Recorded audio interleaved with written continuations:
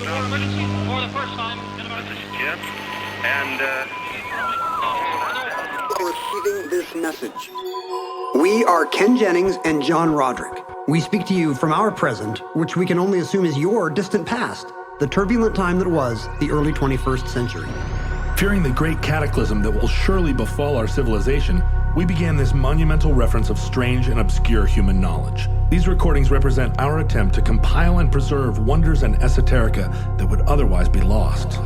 So whether you're listening from an advanced civilization or have just reinvented the technology to decrypt our transmissions, this is our legacy to you. This is our time capsule. This is the Omnibus.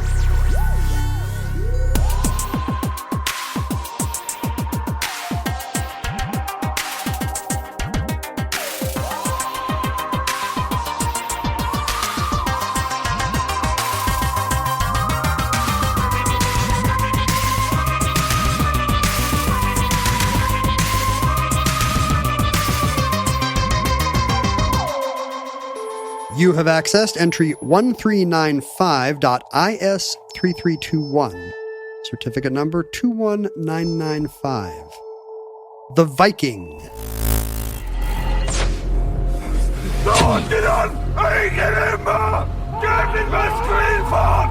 Now, we typically, or I should say, you are pretty on record as being against colonialism. Would you say that's true? Well, yeah. More or less. I'm wearing my t-shirt right now that says pro-vaccine, anti-colonialism. Right. And, you know, I like to teach both sides of the controversy. I'm against... What would you say are, like, what is the case for colonial? Is there a modern case to be made for... Well, at least the yellow fever, malaria inoculations got to Ecuador faster. I feel like the Spanish introduced horses to the American West, which eventually brought us the Ford Mustang and the outlaw Josie Wales. And you know, that's the other case you could make. Well, I mean, all American culture is a product of colonialism. It doesn't... All Western Hemisphere culture. But specifically the Ford Mustang, I think you couldn't have it, right? If the horse hadn't been introduced to the West.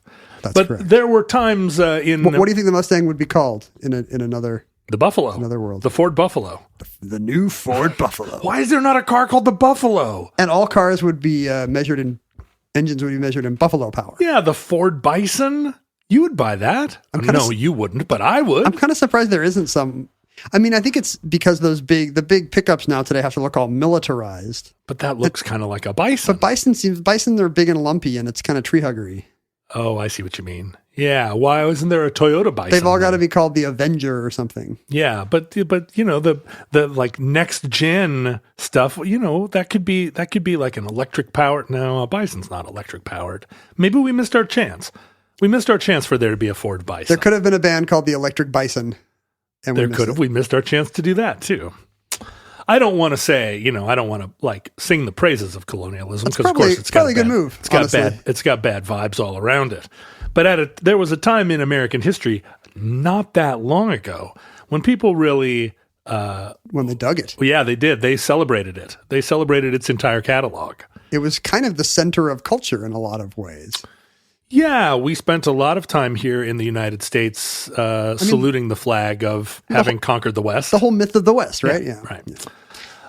But maybe the apogee of that was the Columbian Exposition in Chicago in 1890. I'm going to guess 92. You're right. There's a little poem to help you remember. That's right. So in 1492, what happened, Ken? Columbus sailed the ocean. I can't remember what color it was. No, I think you do, because I know you love perfect rhymes. The ocean blue. He did. Columbus sailed the ocean blue in, what were the three ships that Columbus sailed the ocean blue in? His expedition Answer in a form of the question. What are the Nina, the Pinta, and the flagship Santa Maria? That's right. Do you know the real names? Ooh. Is this a thing like with the Monitor and the Merrimack where we use the wrong names? Yes. I'm very into this. First of all, why do they have wrong names? Well, because they have nicknames. Wait. So the Nina and the Pinta, those are like affectionate... That's like calling a baseball player the Commerce Comet? That's exactly right. So you went to a harbor master and you looked up the shipping records And they were actually registered as what? The Nina. It'd be funny if it was just like CQR 1729. La Nina, her actual name was the Santa Clara. Huh. Mm-hmm. And the Santa Maria's original nickname was La Gallega or Gallega. Like the woman from Galicia. And nobody remembers what the Pinta was called. Oh, is that true? The Pinta weirdly figures in... The Ford Pinta. The Pinta gets a short shrift in a lot of the story. It would be kind of funny if, like, on a field trip when there's two buses going to a place and all the cool kids wind up on one of the buses, and Big Bertha, and then there's clearly a lame bus, because all the also-rans that didn't find a friend soon enough end up on the lame bus. I bet Columbus's ship was like that, and all the lame sailors wound up on the Pinta. Well, it's interesting because on the voyage, right, the Santa Maria actually foundered. And they broke the ship apart and built like a lodge out of it to survive the winter. Right.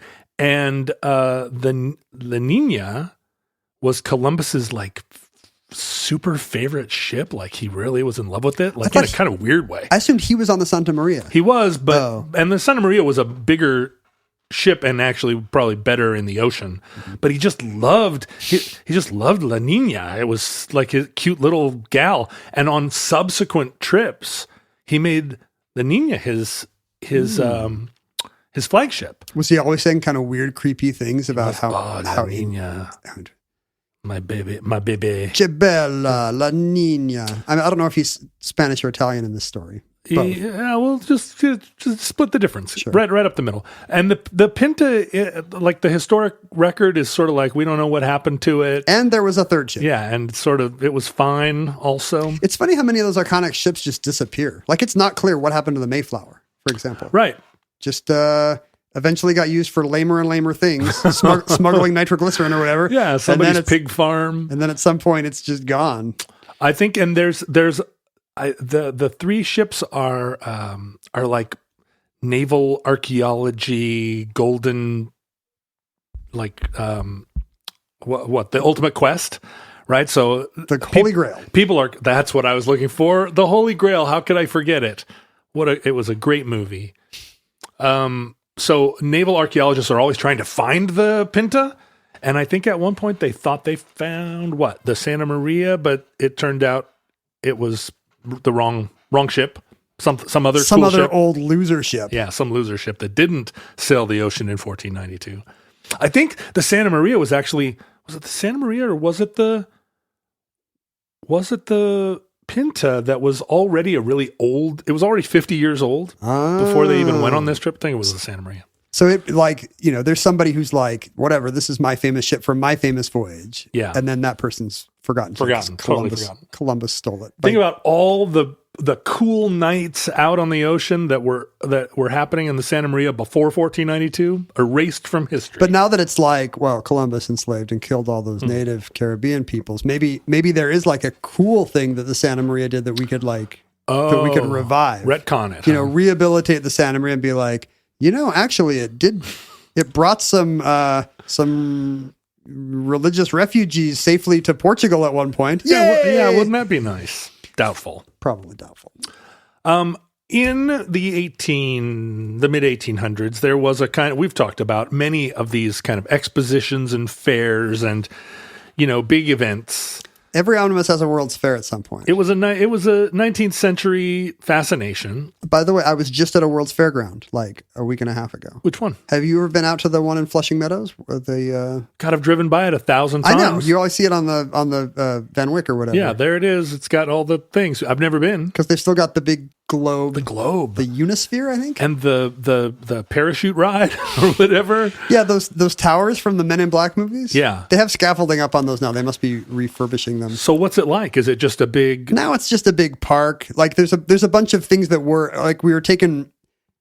I wanted to go there because now it's home to the Queen's Museum, which has cool old World's Fair stuff, including that giant miniature model they made of all 5 boroughs of Manhattan. Oh, yeah. Have you ever seen pictures of that? Yeah, you can actually go see it. It's still there, yeah. It's enormous. You can walk around it. Like they have the sun go up and down. You see it by different lights because it's in a different universe where time passes faster. But it's a different universe, too, where the boroughs of of New York are all static in 1960, right? Apparently they updated it once in the 90s. And I was trying to figure out... Put the World Trade Center in there? The World Trade Center is still there. Oh. And I'm not sure if no updates are currently happening or if spotty updates sometimes happen, but the World Trade Center is being left as a New York thing. Yeah. Never forget. I think they should stop updating it immediately because there have been no good buildings put in New York. No, in a long we love time. all those little things that are the size of half of a block, but 80 stories tall. Yeah. And they look like awful little needles. On West 57th Street. Like they're so small. Raised. The apartments there actually have to be multiple stories just because the footprint of the building is too small for the kind of wealthy person that would want to live in that building. I looked at the footprint of one of those apartments yesterday. Weirdly enough, it's the size of this room, and I felt like it was the exact footprint, the exact design of like a 2-bedroom apartment you could get in downtown Seattle for $600,000. I was like, that's a $15 million apartment. It has 2 bedrooms and no windows. But look, you're on the 80th story overlooking the park. The fair had a lot of water features, fountains and whatnot that still have nice names on the map.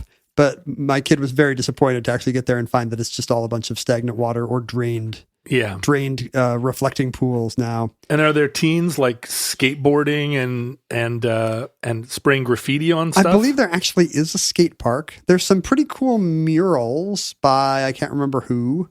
And the museum's excellent because it's got that cool miniature city, and it's got a permanent exhibition of World's Fair memorabilia. So you get all these cool little tchotchkes that they had at the 60, whatever that was, World's Fair, and a miniature map of the whole thing, including the giant Christian Science reading room. So I have a picture now. I should put this on the Patreon page of a Christian Science reading room at a World's Fair, which might be the most omnibus place. That's pretty cool on Earth.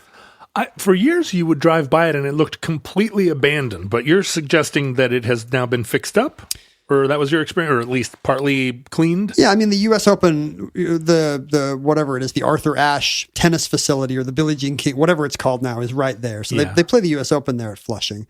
And so that helps. Plus the fact that there's this anchor museum, and I think you can take boats out on the lake. It was definitely the kind of quiet, sprawling park where it's mostly elderly Asian people doing Tai Chi in the morning. Good place to play Frisbee. But maybe on a Saturday. I mean, there were a couple hot dog trucks. Yeah. Well, next time I'm in New York, which maybe is never, because maybe something's changed in my life and I'll just live in Seattle forever and never travel. Well, we have a better World's Fairground. That's right. Ours still has a science center. Ours they are reopening the science center. Oh, good. Hooray. That's great news. Laser Dome reopened last week as we record this, if you want to go to Laser Floyd or Laser Billie Eilish. How did I not know intuitively that you would be up on the latest Seattle Science Center news? My high schooler goes to school right there above the Armory, and has been so disappointed that the Science Center, as all this stuff has been closed, as every new thing that reopens is a big source of happiness in our house. Right. So I sent out a link to the family group chat that was like, check this out. Laserdome's opening this weekend. The butterflies and the dinosaurs are coming back next month. We went to the Science Center when I was in elementary school here in Seattle. We went there twice a year, rain or shine, and it was always a big highlight because it's such a great.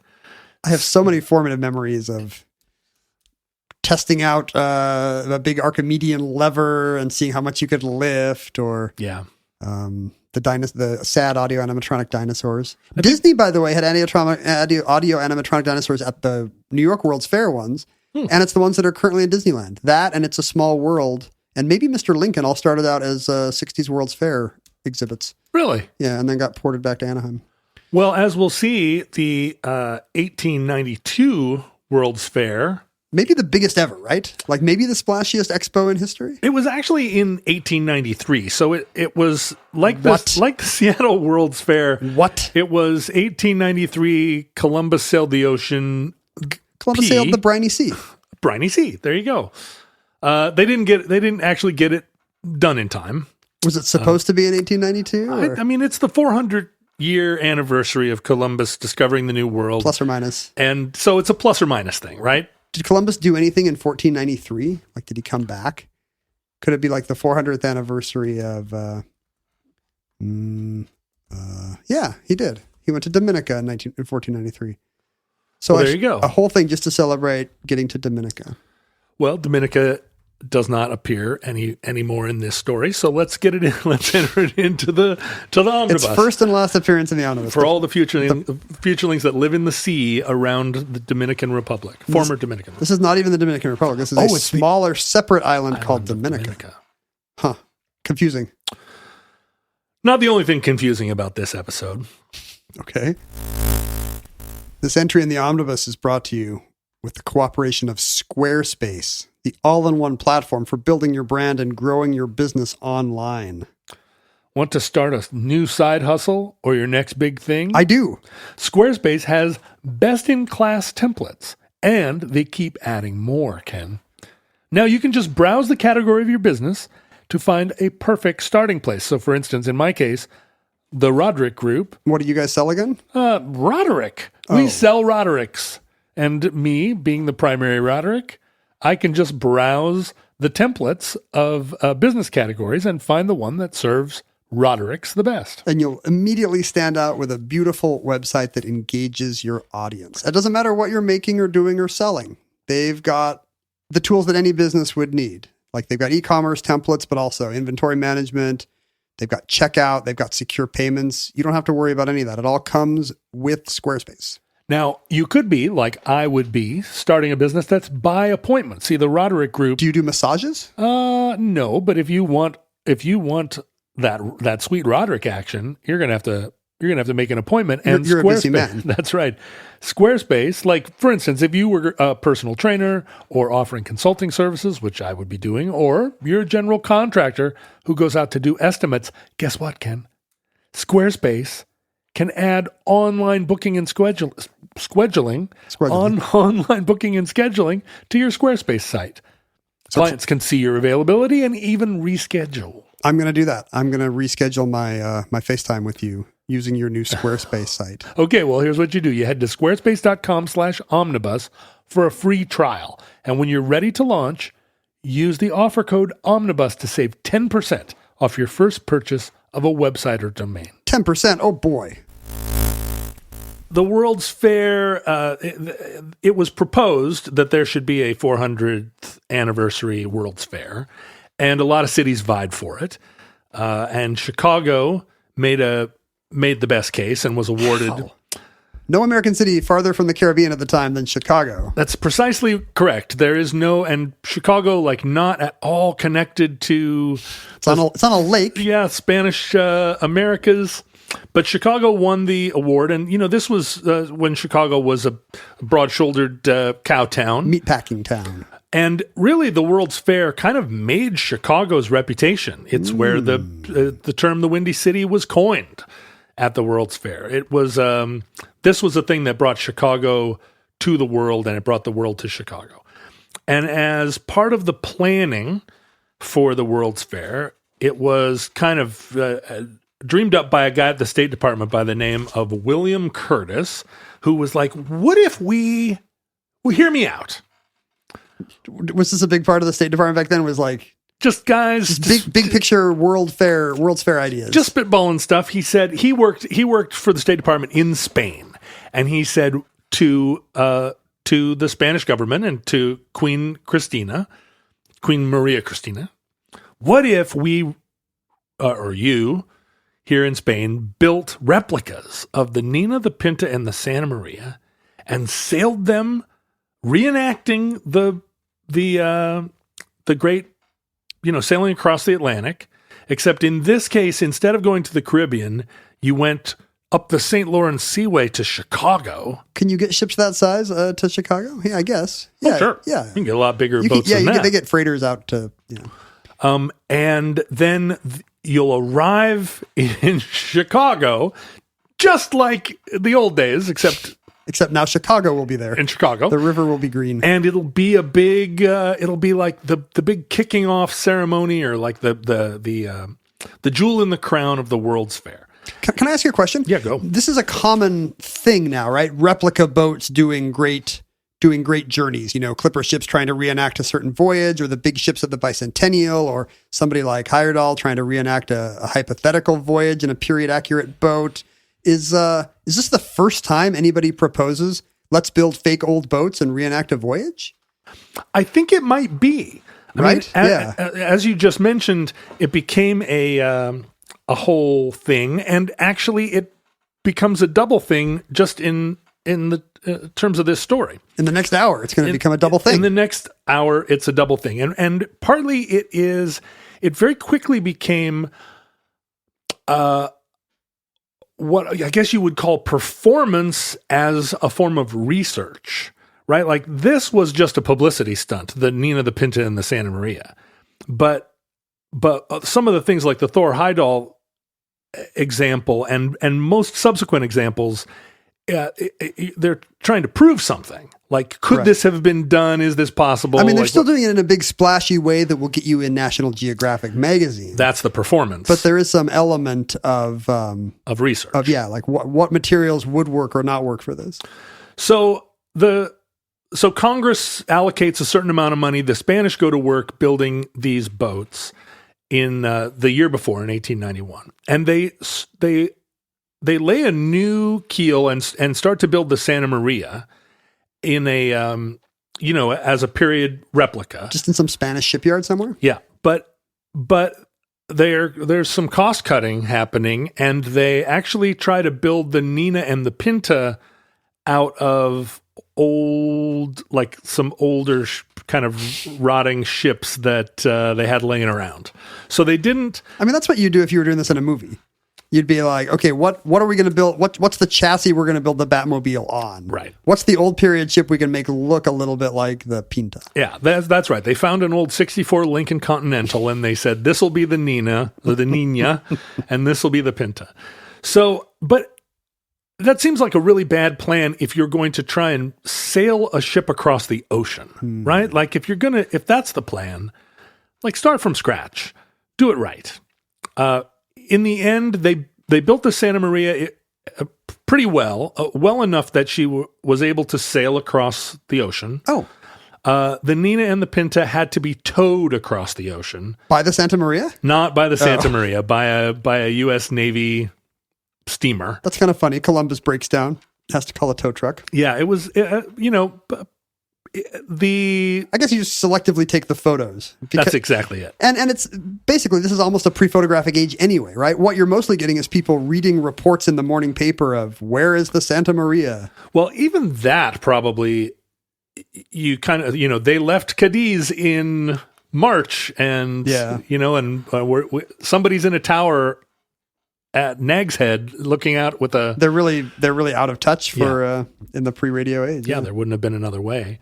And so all the excitement, all of the the Kon-Tiki style, like how did they do it? Is it period correct? Like were they dressed in pirate shirts? There really wasn't an aspect of that to the crossing itself. It was just like, let's get these boats over here. We'll have an exhibit that we can say came over from Spain just like Columbus. Right. But there's not much of a real-time and a missed opportunity event. In that sense, right? Sure. That was something that came almost immediately on the heels of it, actually. And so the three ships end up the St. Lawrence Seaway. They arrive at the fair. The fair has constructed a big pond. Set the scene. I mean, this is a fantastic, crazy, like kind of proto Art Deco marble city, right? Fake marble city. Right. The White City, this incredible, kind of Greek architecture. And it established, it's on the site of Lincoln Park in Chicago now, which at the time was kind of just a swampy bog. And it was just transformed into maybe the ultimate example of a World's Fair campus. It is crazy that all these campuses just disappeared. We had one here in Washington. Yeah. The one at UW? The AYP, yeah. Where they purpose-built these fantastic buildings, and then at the end they were like, they tore them down. There's one left in San Francisco, which is that weird Palace of Knowledge down by Golden Gate Park. Shows there. And... it's the arts. It's rotting because it's fake, but right. But still, it's built all that's better than. Yeah. I mean, it's still 100 years old. But it's from you look at a map and you're like, oh, there were literally 20 buildings this size, and this is the one little colonnade that's left. Yeah, enormous halls. I mean, we built the Kingdom here in 1976, and it didn't last till the year 2000. So, testament to how beautiful these were. Planned obsolescence. My great grandmother actually performed as a singer at the Chicago World's Fair and won a silver medal. I thought you were going to say she was like some kind of sexy fan dancer. No, but we'll take singer. She was what kind of singer? Like operatic singer. Yeah. Wow. Was she a well-known personage? Well, she was like the Washington State representative to the singing contest. Right. All the states sent delegations. Yeah. And she won a medal.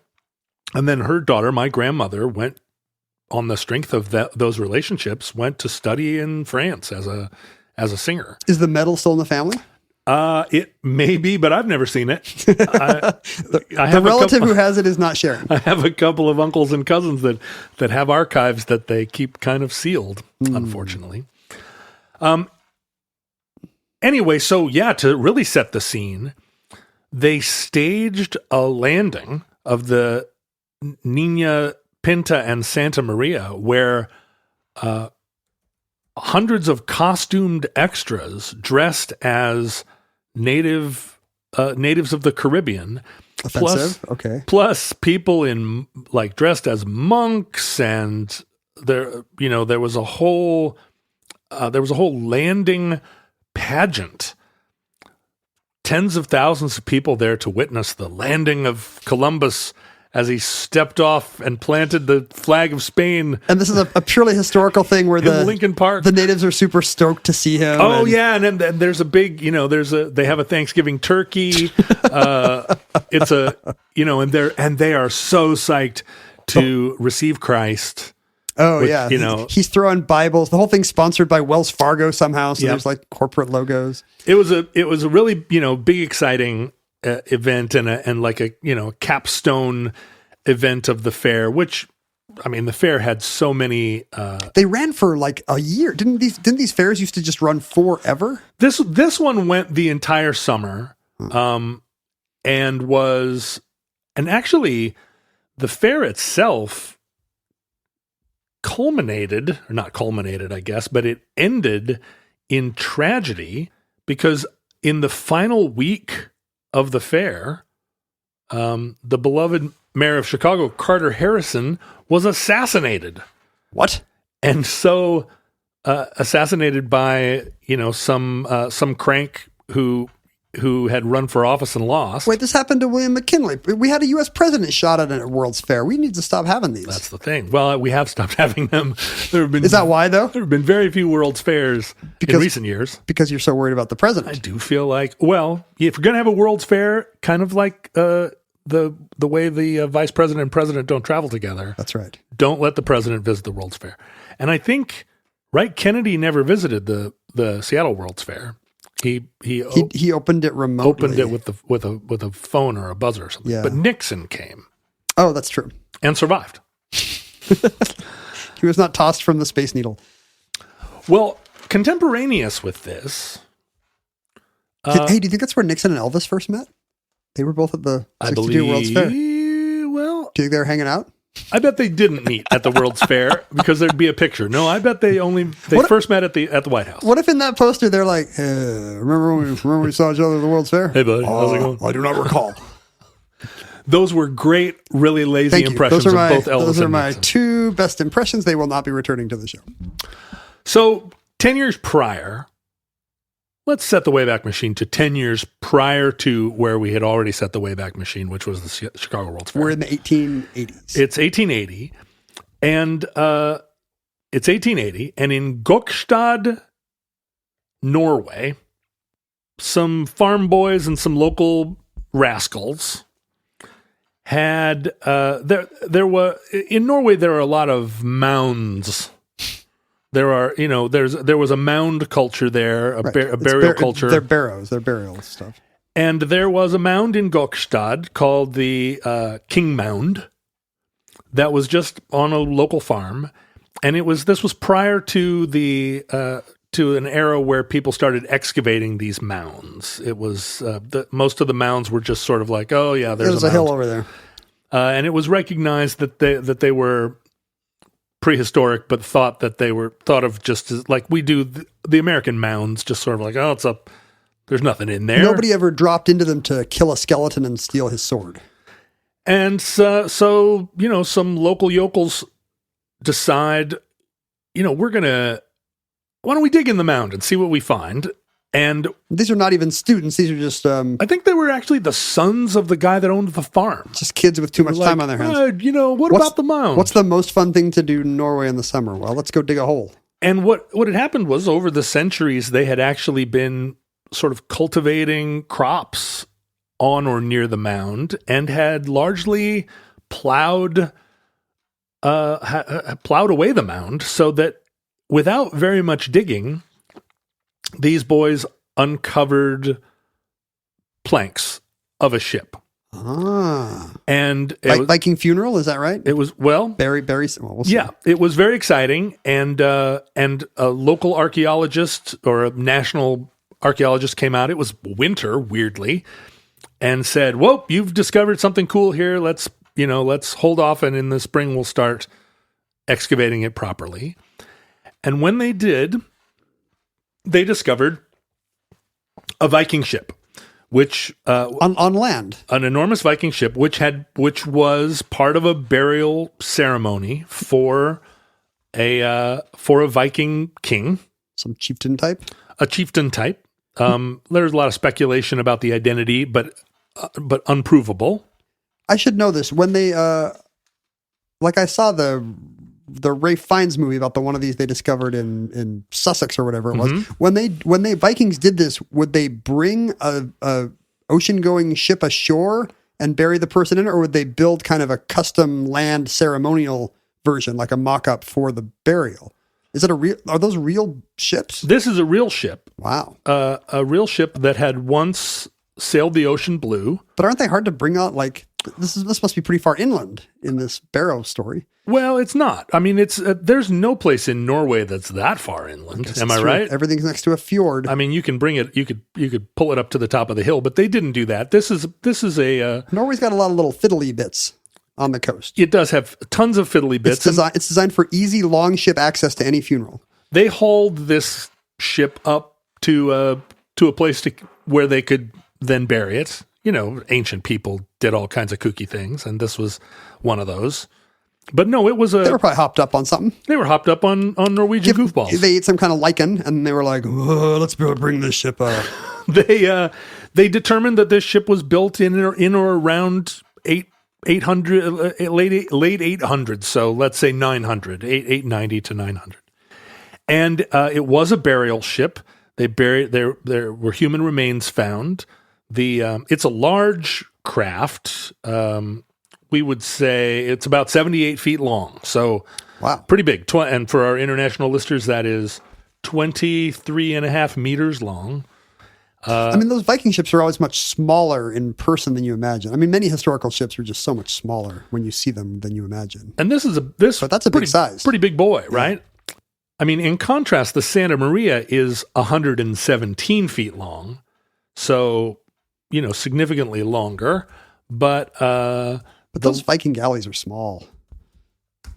Well, and the Nina was only 50 feet long. So the Gokstad boat split the difference. Right in the middle. Pretty large boat. But unlike the caravels, the Spanish ships, it had there was no top deck. It was an open ship. It didn't have like a house on the back for the captain. So if you're out rowing this thing across the North Sea, which you would be, you have no protection from the elements. It was meant to be rowed. It had spaces for 32 oarsmen.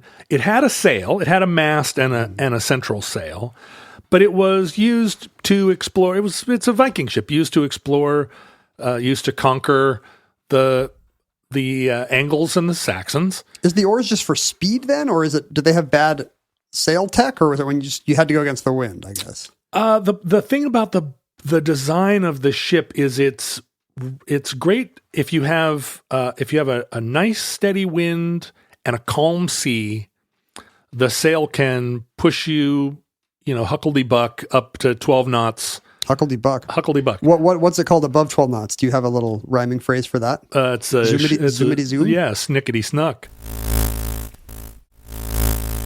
If the seas are rough, or you're really, or you're sailing much faster than that, though if the wind is really high, the ship is going to take on water. It's not meant to, right. It's not a ship that you really can't over and get up to 16 knots or whatever. I mean, it's a volatile design because it's low gunwales, and so to really move in rough seas, I think you go to the oars. But these guys were going to Constantinople. Like they had seen all the Mediterranean ships. They had chosen this design, right? Well, I mean, we're talking about 900. This is I guess that's true. This is 500 years. I mean, ship design really changed in the 500 years between 900 and 1492. But these were the ships that the Vikings used to discover Iceland. And this is very, very close to the kind of ship that Leif Erikson would have sailed from Greenland to Vinland when he arguably discovered America. What's the era of that? That's after 800, right? We're talking about thousands? Yeah, it's 1000, right? The Gokstad ship was built in 900 and Leif Erikson discovered Vinland in 1000, give or take. And given the slow rate of technology change back then, that's the difference between a 2005 Subaru and a 2015 Subaru. Maybe not even that, right? A 2015 and a 2012 It's Subaru. true. It wouldn't have a backup camera.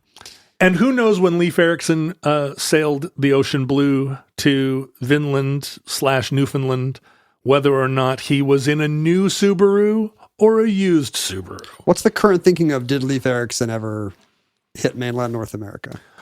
I think the current thinking is that, yes, absolutely. The Vikings were in Newfoundland and Nova Scotia and and maybe you're still there. We don't know.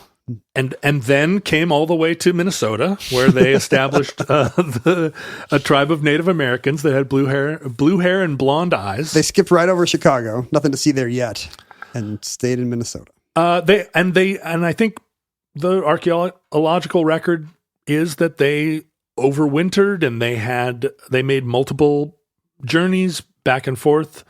They called it Vinland because they found wild grapes, which they took back with them to Greenland and Iceland. They came and harvested timber and took it. I mean, there's nothing in Greenland. And I mean, there's not that much in Labrador, but I guess it's by comparison. By comparison, a rich land. Yeah. And in the 19th century, there was, at the time, quite a bit of interest in the story of Leif Erikson discovering America. So there was already kind of this anti-Columbus revisionism at the time. Yeah, it was very key. See, Norway was, at the time, a vassal state of Sweden, and Norway had an independence movement, and the idea that Vikings and Norwegians had discovered America, this was all part of a kind of interesting, like a identity movement of Norwegianness, right? Well, because this is what happens with the Columbus myth, right? It's propagated by the same thing, Italian-American pride. I don't know, is that part of this story in the 1880s, or would that be a 20th century? No, it's a massive part of it. There's a lot of Italians have immigrated to the United States in the late 19th century, and also a lot of Norwegians. And Scandinavians have come and settled the Middle West. The Midwest is full of both, yeah. And so at first it doesn't begin as a pissing contest, but having discovered the Gokstad ship, which they then excavate and put on display, and there's all this interest in its construction, right? It's like a beautiful ship in many ways, like it influences ship design not for its draft, but for its lines. It has those classic, it's got a dragon on the front and a curlicue, and this was like not well known to people imagining Viking times. Yeah, and it's long and beautiful, and on the outside, all of the rowers actually kind of hook their round shields that have all their their heraldic symbols on them. I mean, this is like a children's book illustration, I imagine. It is. Kind of the N.C. Wyeth period, or who's the other guy? But it sounds like Wyeth would have been drawing from this discovery. Yeah. Like, this is the ship that gives us the typical Viking ship of our childhoods. And it has, it's designed, it has, like the... Howard Pyle. I just thought of the other illustrator. There you go. Howard Pyle. Sorry, go ahead. The woodworking on the boat is just really elegant, like an ancient kind of craftsmanship. And it survived? And the boat is intact. Because Sutton Hoo just had, like, the wood is just, you've got the impressions of where the wood was before it rotted. But here you can see the carving. The timber is there. And actually the king or the noble, whoever it was that was buried in the boat, although early grave robbers had taken all the swords and gold, there were the remains of 12 horses had been sacrificed with him, 6 dogs, and 1 peacock. Why would the Vikings bring a single peacock? Well, must have been the king's favorite peacock. You got to have 2 if you want to have peacock eggs and baby peacocks. I don't think they were sacrificing them in order to have them in Valhalla. It may have just been food for the journey and maybe companionship. Maybe the peacock was there. Do you think it's a peahen? Are they scrambling peahen eggs every morning? Or does it have the big beautiful tail? I think the record is silent on whether or not. I wonder if you could even tell. You could eat peacock 1,000 eggs. years later if the bones were male or female peacock. But and actually the boat was constructed with iron rivets. But the long, it's made out of oak, and the long planks were like individually tapered as they went the length of the ship. I mean, made very elegantly. And then the keel, they discovered there were no rivets in the keel. It was tied together with withies, which are like little sticks that come from pollarding. Oh, like they're like pegs instead of... No, they're actually tied with long, like willow sticks in order to keep the keel... I see. They're light and long, flexible. bendy twigs. I can picture this now. Pollarding, we did an episode on. Anyway, so as the ship is excavated and put on display, and everyone kind of in the global press is talking about the Chicago Exposition and Columbus discovering America and the 400-year anniversary, and they're rebuilding the Nina, the Pinta, and Santa Maria, and they're going to sail it across the ocean. Blue. The ocean blue. The Norwegians go,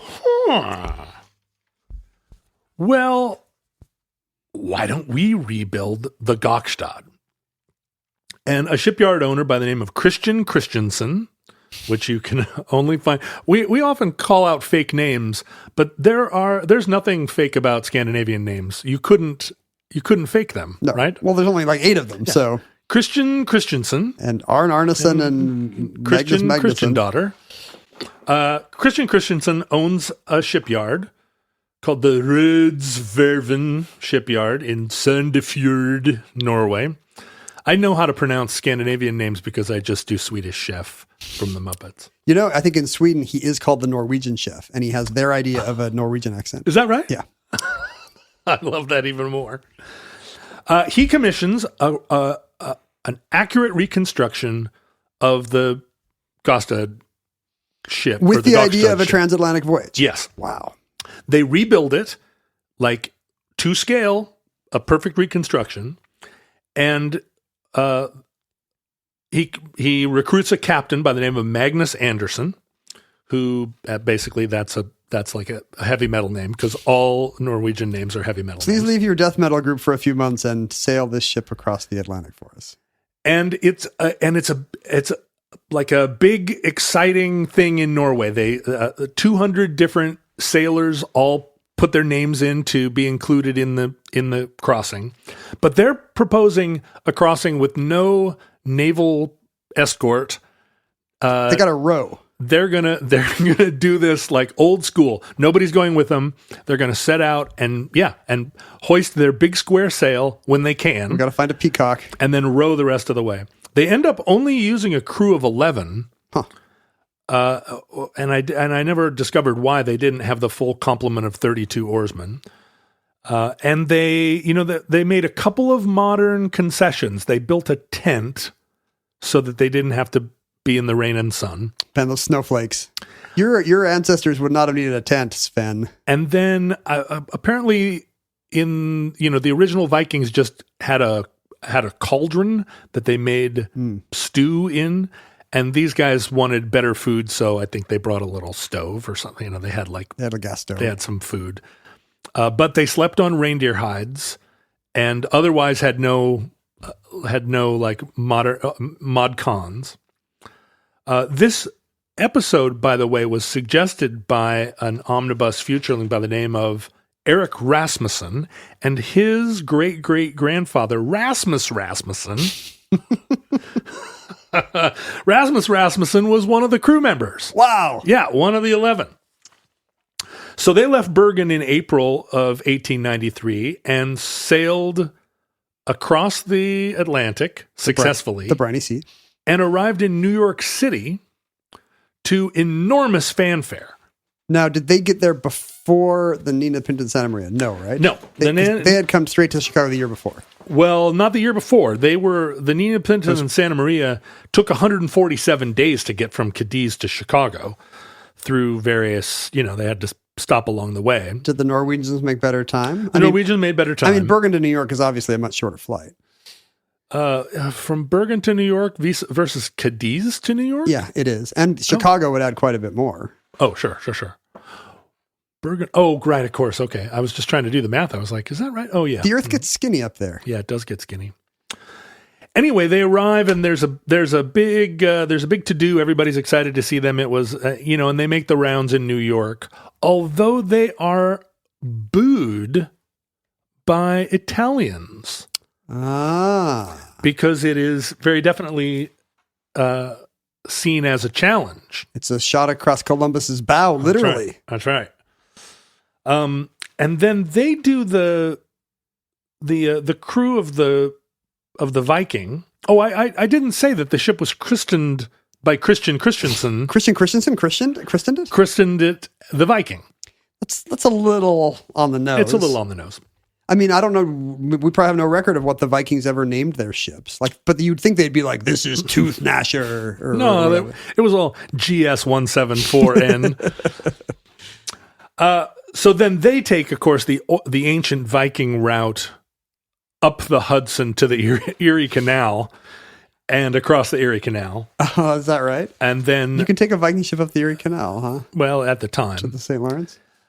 And then they arrive in the Viking at the Chicago World's Fair as a kind of...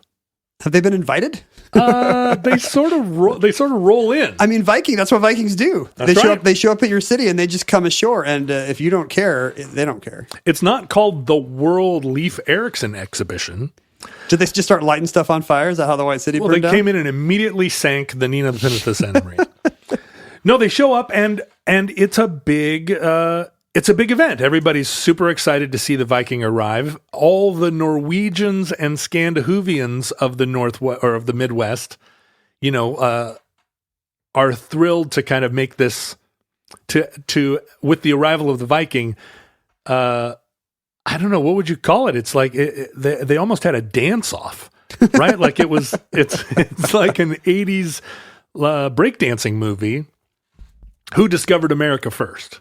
Is this happening like in opinion columns and stuff? Like, is there discourse of any kind, or is this just happening like between barkers at the fair? Well, so as you recall, in our lifetimes, this story of Leif Erikson discovering the Americas was still a kind of contentious or doubtful story. And is that Italian propaganda?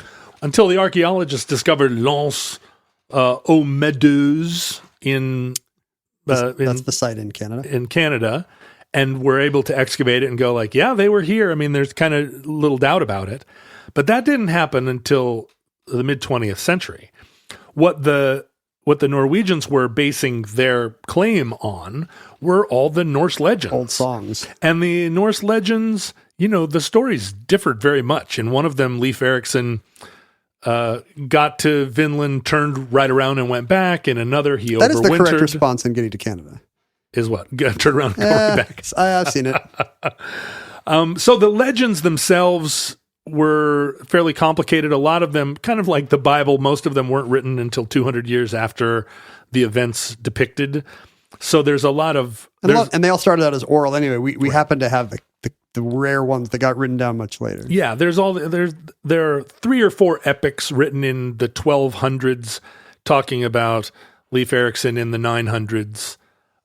So just based on that, it wasn't as conclusive as... I think you can say that there's conclusive evidence that Columbus sailed the ocean blue in 1492. The Ford Mustang, I think, is like, the Appaloosa. Now that the Mustang's been invented. Hey, by the way, I overstated the difference. Bergen is indeed closer to New York than Cadiz, but not that much, just because of the massive latitude difference. I was kind of thinking of how quick you get to the New World from Bergen, and that's true, but the nearest point is Newfoundland. Yeah. It's a little closer than from Cadiz. Well, so the World's Fair closes with the death of the mayor, with the murder of the mayor, and killed by Vikings, probably. Now you've got the Nina, the Pinta, the Santa Maria, and the Viking all just sitting in Lake Michigan. Sitting in Lake Michigan in Lincoln Park. What would you do? What's the most fun thing to do with 4 historical ship replicas in Lake Michigan? Well, what ends up happening is immediately they all are neglected and decay. Immediately the Viking takes a trip the next year down to New Orleans, overwinters in New Orleans, and comes back. Just kind of does like a victory lap. Stops in St. Louis. Is that tourism for the crew, or are they showing it off? No, they're showing it off. Everybody wants to see it. It's a beautiful boat. The 3 replicas of Columbus's ships the Nina and the Pinta were already kind of rotten, and they sat there in the park and decayed. But it was suggested with the very soon thereafter. Well, I guess not that soon. 15 years later, they were talking about the opening the Panama Canal. Oh. And the kind of exciting hip idea was, let's take the 3 ships down to the Panama Canal, sail through the canal, and take them to San Francisco. Like Columbus would never. What would Columbus do? WWCD. He would try to trick somebody into sailing some fake ships through the Panama Canal. So they slap a coat of paint on them, and they head out from Chicago to make this journey. But the Nina and the Pinta immediately are in big trouble. Blah, blah, blah, blah, blah. There's a lot of that. They make it as far as Detroit. With Italians bailing furiously the whole way. Yeah, they can't get, they kind of, they're not seaworthy. Eventually, I think they flop and flounder their way as far as Buffalo, New York, before realizing that these ships will not make the trek. And they head back to Chicago. But the Santa Maria, more seaworthy, newer ship, manages to get as far as Rhode Island. So the Santa Maria gets all the way out the St. Lawrence. It's been across the Atlantic once, but I guess in the state of disrepair after the fair. Yeah, they didn't care for it. They don't make it to Panama. They limp and what spume? They limp and spume their way back to Chicago and have inglorious ends. The Pinta sank at her moorings in 1919. The Nina caught fire and sank. These are just all in Lake Michigan, right? In Lake Michigan.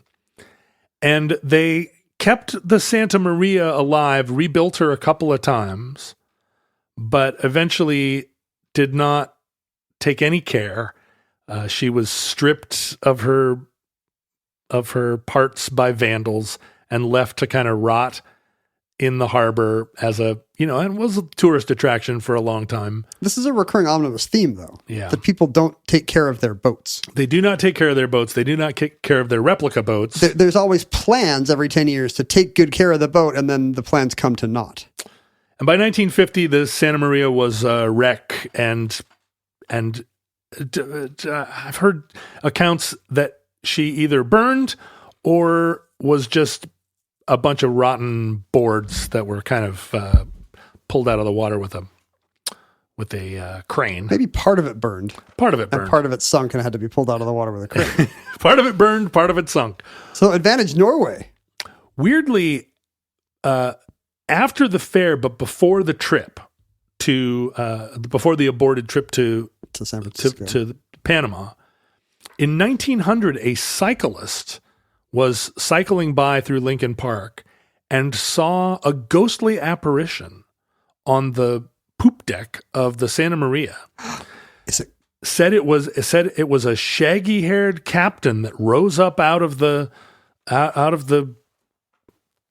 depths of the ship and put hand to brow, searching the horizon, and the ghostly apparition of Columbus himself appeared in 1900 on the Santa Maria and became a part of the tourist attraction. They would talk about how Columbus himself haunts these planks. Haunts the planks.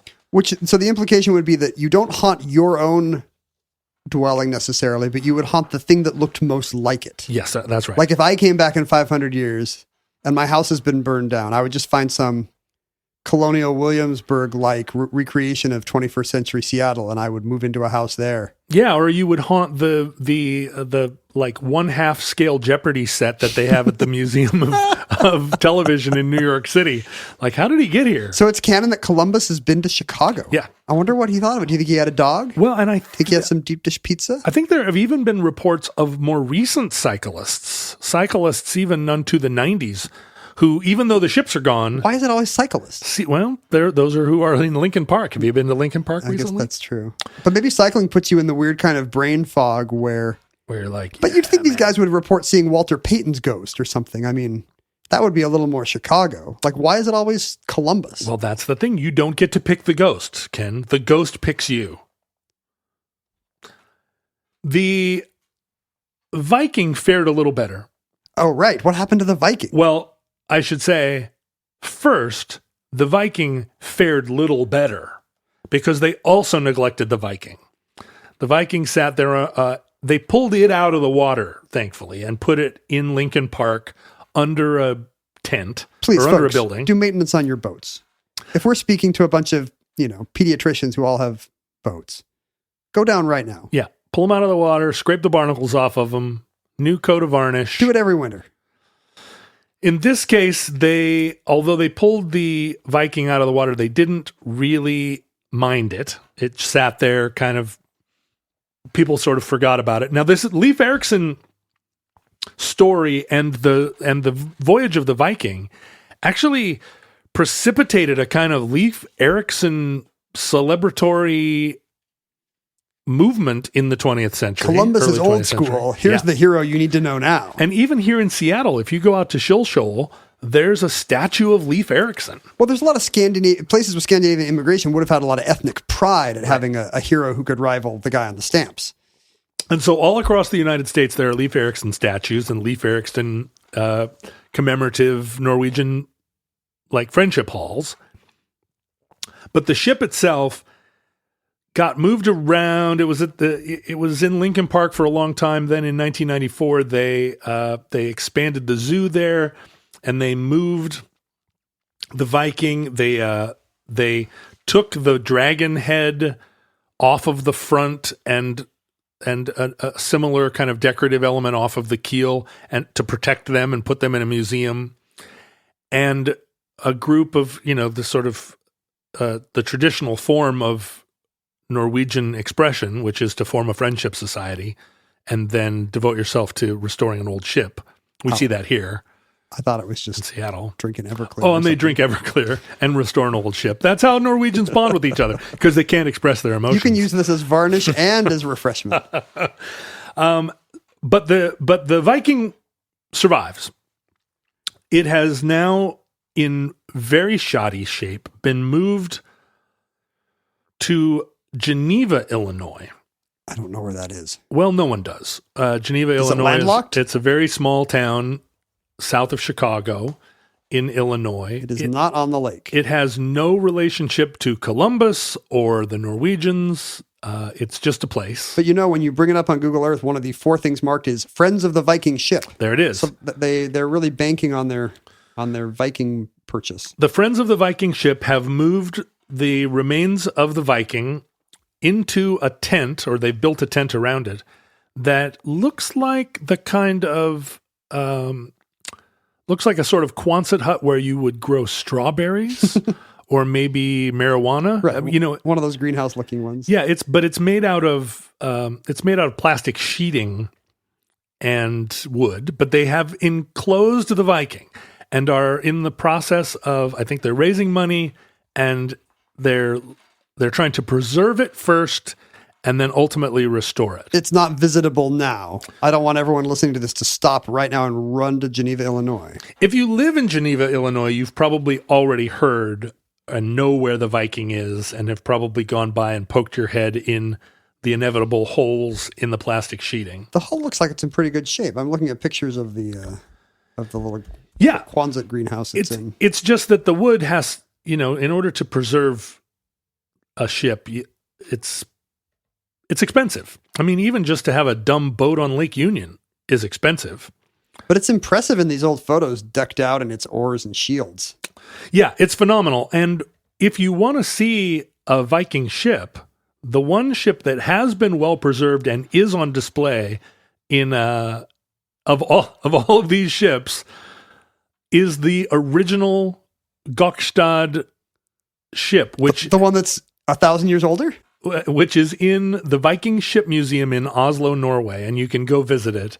And it's an extremely impressive boat. I haven't been there to see it, but Eric Rasmussen has, and I know quite a few people have reported that there's a Viking Ship Museum in Oslo that has more than just the one Viking ship. It's really, really worth visiting. It's got the Oseberg ship. It's a cool thing. When I was in Oslo, I went to the Arctic Exploration Museum, their polar ships, and I went to the Kon-Tiki Museum, but I believe I did not go to the Viking Ship Museum. I think if you'd gone to the Viking Ship Museum, you would remember it. Well, let's go. Let's pledge to go to the Viking Ship Museum when it reopens. You, me, Rasmussen, Christian Christensen. If your first name is most of your last name, you are invited to join us on this great trip back across the Atlantic. This is our pledge. You and I are going to visit the Viking Ship Museum. I know you did not think you were making a pledge, and you're thinking right now, oh God, am I really going to have to do this? Yes. At some point, we're going to visit this museum together. I love this. I love Norway. We're going back. And that concludes the Viking, entry 1395.IS3321, certificate number 21995, in the omnibus. Speaking of things that don't age well when 1,000 years pass, John and I were on social media in our day at Omnibus Project, and individually as at Ken Jennings and at John Roderick, respectively. Replicas of our social media presences have been rebuilt and have sunk in Lake Michigan. We have sailed them across the ocean internet cables. Wouldn't that be funny if, in the same way that, people resend historic messages like, what hath God wrought, or come here, Watson, I want you. Right. Wouldn't it be funny in 500 years if somebody's like, we're going to resend the first email, or here's the first emoji. We're about to send it across SMS. Are you ready? Ready for some classic tweets? Ping. President Musk will insist on us re-airing all his best tweets. I know he's not a natural-born citizen, but I'm sure once the Constitution changes to allow apartheid-era immigrants to become U.S. president. What was your first tweet? Was it, check, is this thing on? I think it was essentially, check, is this thing on? Yeah. Because you want to be funny, but, nobody's following you, so what's it even for? Right. You've got 0 followers. Hi, I'm on Twitter. Maybe that's everybody's first tweet. It's just that nobody ever sees most people's. Hello? Here's a picture of my sandwich. Bologna sandwich for lunch was my classic first tweet. Don't do anything that would get John to post, but you can find like-minded futurelings on Meta or elsewhere. Meta. On Meta. You can go to the metaverse. Mm-hmm. Put your Google Glass on and go on Snapchat. Go do fake sword fights with all the CG skeletons on the futurelings group. You can email us at theomnibusproject@gmail.com or send us physical items. Let's see. What's in the mailbag here? Something from Peter where is Goldendale, Washington, John? Goldendale? I got nothing here. Let me look it up. Is it near Silverdale? Is it like Peninsula? It's like Silverdale, only better. He's one of these guys that has a little wax seal kit that he got at a farmer's market. I had one of those and I really liked it. No, Goldendale is not near Silverdale. It's half Retriever, half Airedale. It's down sort of, it's what you would call North Oregon. It's, well, guess what? He supports us on the Patreon. Thank you. Working his way through the back catalog. We mentioned the UW Observatory, I think maybe because I said my son was taking an astronomy class, and he would like to invite us to Goldendale Observatory State Park, one of the world's largest public telescopes. No kidding. So it's south of the Yakima Reservation. It's in the gorge. Yep. Or just above it. Yeah. A mere 4-hour drive away for a 24.5-inch Newtonian reflector. I would drive further than that for a 24.5-inch Newtonian reflector. I had zero idea that was there. But also, do we really need him to invite us if it's a public telescope? Surely we could just come anyway, Peter. Yeah, I know, but Peter has brought it to our attention, a thing that is the equivalent of an invitation. A thing in our home state that we did not know of. I mean, I've been to the top of Mauna Loa, and they wouldn't let me in. Because they weren't letting anybody in. Oh. It's not a place that you can I thought they were letting up. a ton of people in. You just weren't wearing a shirt. They were like, hold or they it, didn't like your social media. Or no, they were like, that vintage Hawaiian shirt is cultural appropriation. He says that we should visit in September because you're still likely to have good temps and clear skies, and you can look at Jupiter, Saturn, and the Andromeda overhead. Nice. They're also close to Brooks Memorial State Park, home to many... Can you finish this sentence? Home to many Stonehenge, very close. Half-scale reenactments. Very close. Bigfoot sightings. No, there are no big feats down there, are there? Peter says so. He sends us some little buttons, what they would call badges in the United Kingdom, apparently, as well as pamphlets extolling the virtues of Goldendale State Park and some postcards. He must have raided the gift shop for us. Thank you, Peter. I actually would like to do that. You know, we have somebody in Bend who sent us come see our telescope passes also. So the telescopes of the Northwest, we should do a tour after we visit Oslo. Goldendale Observatory. So one way to support the show is to send us paraphernalia about your public telescope. If that's not available to you, you can support us on Patreon, as Peter does. It was the Allegheny Time episode where we mentioned the UW Observatory. That makes more sense. Time zones. Go to patreon.com/Omnibus Project and find out the wonderful, I'm Lawrence Welk, prizes and perks available to our supporters. Even at the lowest tier, you can hear a bonus episode every month. And at one of the higher tiers, you can suggest an episode, much as Andersheim did when he sent us this episode. No, Olaf, who was it who suggested? Eric Rasmussen, who suggested this episode on the Viking. Thank you, Eric. Thank you, Eric. Futurelings, from our vantage point in your distant past, we have no idea how long our civilization survived. We're pretty sure we know how long the Viking civilization survived. I hope our ships last longer than theirs did. Oh, actually, no, their ships did good. Christopher Columbus's civilization, we know how long it survived. What does that mean? The Spanish Empire? Well, let's see. When he got a good 250 years out of that. Yeah. But we have no idea how long our civilization will survive, or if we're already reporting from the other side of the end of our civilization and we just don't know it yet. You think the worst has already passed? I mean, I just think that maybe maybe somewhere there is the new civilization has already been borned, and futurelings will look back and go, oh, at 1492, in 2022. They don't know about what are you picturing? Like a commune in Copenhagen or like a hornet's nest a termite mound in the Serengeti? Well, what is it? In 2022, Rasmussen sailed the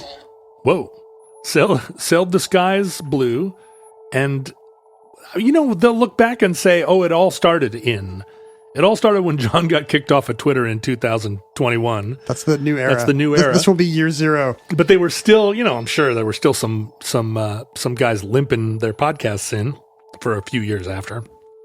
Yeah, there were probably lots of people after Columbus went to America, or India, as he thought, who were like, you can't get to India that way. They didn't think the world was flat. That's a myth. They knew it was round. They just maybe thought, there'd be traffic. You just want to take the eastbound route instead? Mm-hmm. Eastbound and down. Loaded up and trucking. That's how you get to India from Spain. Eastbound. And down. Unless you're Columbus. If the worst comes soon, this recording, like all our recordings, may have been our final word. We wish you many goods and cheese. We wish that you come see us often. And if Providence allows, we hope to be back with you soon for another entry in the office.